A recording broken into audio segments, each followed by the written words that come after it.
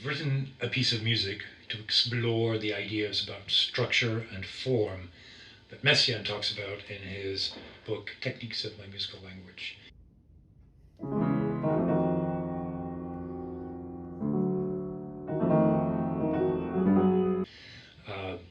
If you want to jump right to that, you can check the index notes. There's a nicely organized chapter. But let me just talk a little bit about why I did this and what I was trying to get across, because there's a interesting simplicity in Messiaen's structural ideas. His harmonic, rhythmic, melodic development is wonderfully complex and patterned into infinity, is the point that we've talked about in other videos in this series.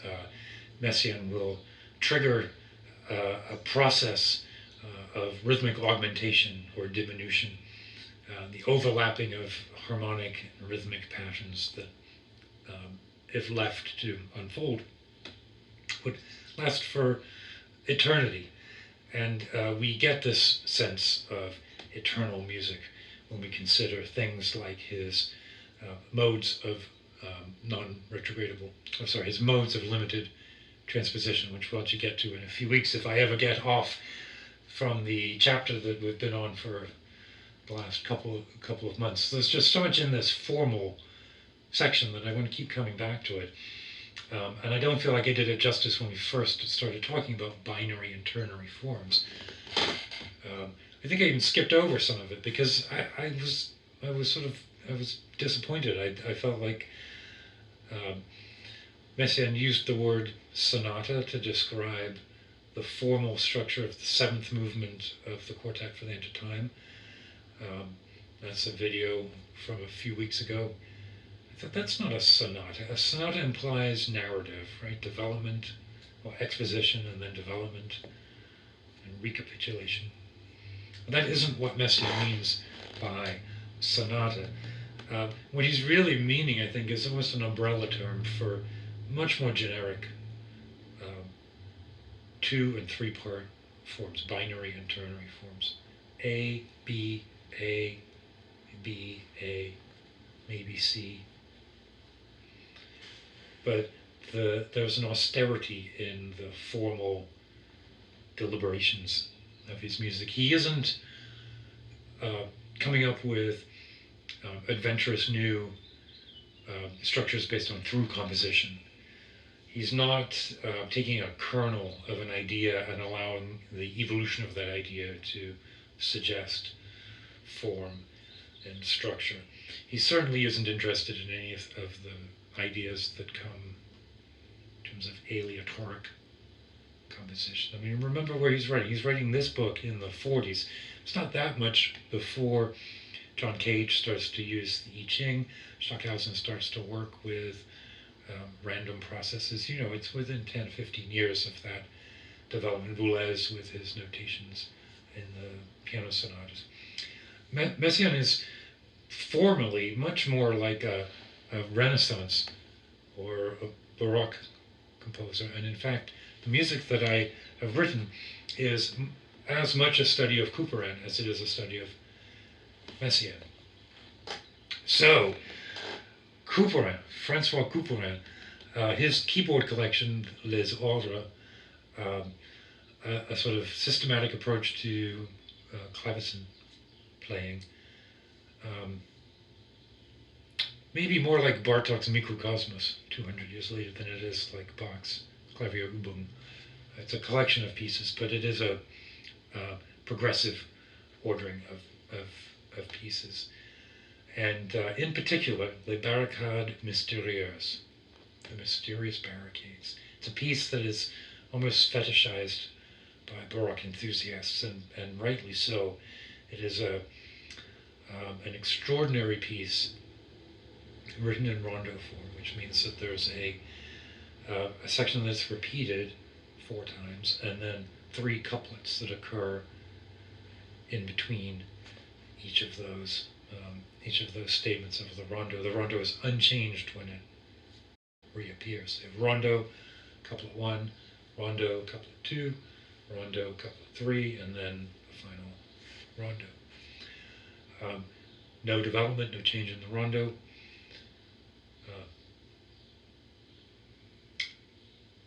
What is the mysterious barricade?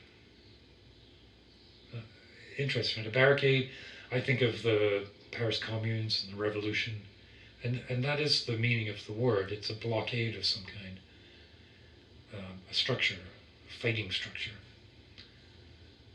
or a wall. And the mysterious barricade. So what's the mysterious barricade? Couperin didn't say. But I think it's pretty clear. It's the obstacle or the veil between our mortality and our extended spirit. And the idea of the blockade is there's a unique perceptual problem where we are mortal, ensconced within this physical, and that is the barricade to that filters in our perceptions and our understanding of the spirit, of the truly immortal piece. So I think that lines up extremely well with our study of Messiaen, who we've talked about as a composer of the sublime, pointing liturgically towards the spirit or the soul, whatever those words might mean. I think of the soul not as a distillation of my own personality, but more as the temporary concrescence of these vibratory fields. And the soul is perhaps what brings those together for the moment that they are together, and then at some point that soul lets go, and we return to the elements. It's a beautiful image of snow falling on a lake. We're in a snowflake. The lake is the infinite. So that's Couperin, right? Couperin, Les Barricades Mysterieuse. And as I was playing through it, I wrote my own piece, which also is in a baroque rondo form, saying 4 statements of an unchanged rondo with 3 couplets. And the things that struck me in the Couperin, I wasn't trying to mimic either Couperin or Messiaen in terms of harmony or style. But I wanted, so the Couperin, the music is very consistent in its gestures throughout. People who write about it talk about so this feeling of a perpetual, slightly out of step with the harmony. It's true that as you hear it, which you will in a few minutes, the hands seem just a step out sometimes in terms of the resolution till the end of each couplet. But and there's this sort of idea of a perpetually moving bass in the left hand, which is there, but I played with more of a pause between each couplet. You'll hear that too, if you hear anyone else play it. I think it's more common to play through, but I really draw the fermat at the end of each couplet, because there's almost a built-in pendulum that I feel every time I play any Couperin, which I probably overdo, and I should probably get over it and do something different, or not do that so much, maybe. But I like it, and I like it in this piece in particular. So as I was thinking about writing my own piece, I thought, well, I want a generally consistent texture. It doesn't have to be that way. The rondo and the couplets can be quite different. They are in other Couperin pieces quite different. I mean, particularly when you look at Rameau. They have very colorful titles. and the distinction between the rondo and the couplet can be quite significant in terms of style and variation. But not in this piece, not in the Barricades, and not in my piece, which I call Gates and Steps, because I couldn't think of a good title. Gates is reference to the Barricade, Steps because the rondo is a dance form. Gates and Steps. It's good enough to keep for an exercise. So my piece also has a consistent textural element, very different from Couperin, but you'll hear there's a consistent type of a consistent pattern, a consistent sort of keyboard style in the rondo and the couplet. And then the other thing that I really liked in the Couperin, so for all of the interest in the harmony, there's always in each of the couplets a descending melodic line, very simple, sort of a descending scale. And particularly in the third couplet, that line, the third couplet is twice as long as any of the other couplets or the rondo. The rondo is 8 measures. The shortest couplet is 6 measures, I think, which is the second one. The first couplet is 10 or 12 measures, but then the third couplet is 22 measures long and breaks nicely into two parts, where the second part of that is longer than the first part. There's probably some really interesting Fibonacci or something going on with those numbers. I should look into that maybe if I continue with my study of Couperin. But I'll play the last part of the third couplet, so you have something to listen for as you hear my full playthrough.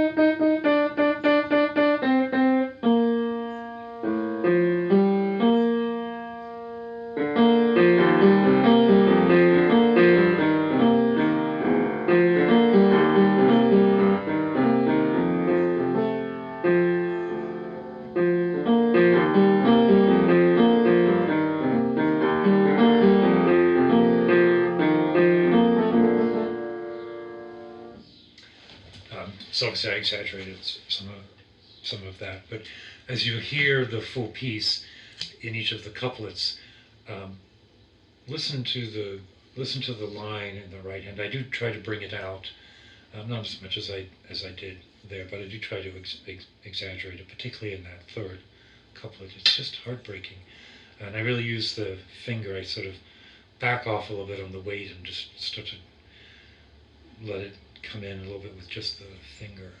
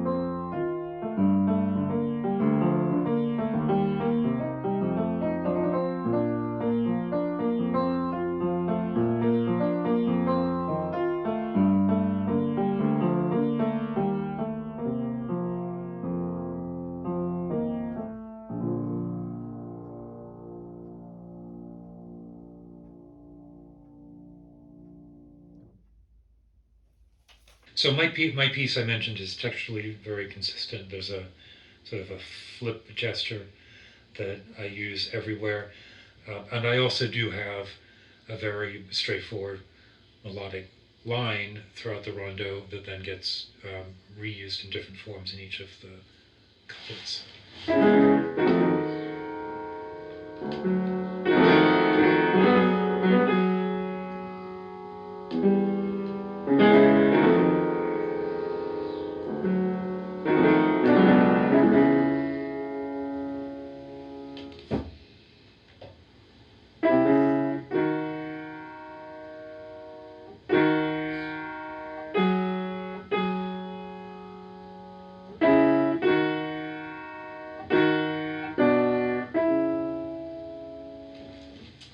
Right, so that you hear that everywhere, and some form of that.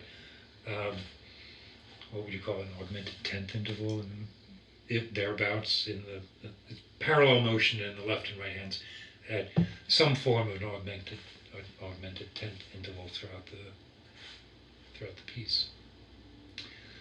So I recorded this earlier downstairs on my bigger piano. I wanted to get the resonance for both pieces, but particularly for my piece, those flippy notes need a bit of pedal on them that this one doesn't quite do.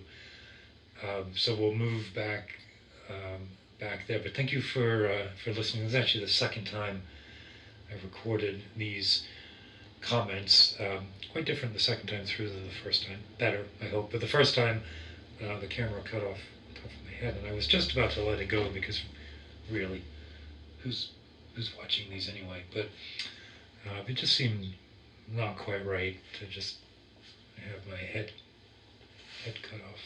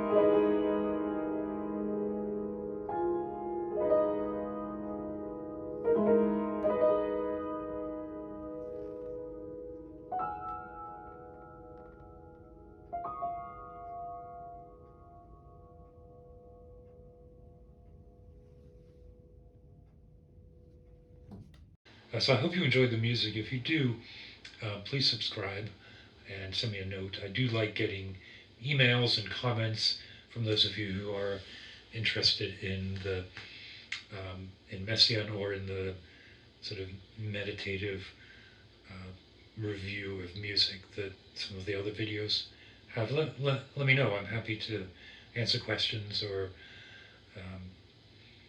take feedback. Um, slowly, the audience is building here. I'm trying to get up to 1,000 subscribers in the next few months. So do pass this around. I'm about a third of the way there right now, so it's very slow going. As you can imagine, this is a bit of a niche topic. Anyway, have a good one, and I will talk to you again shortly. Keep your wits about you.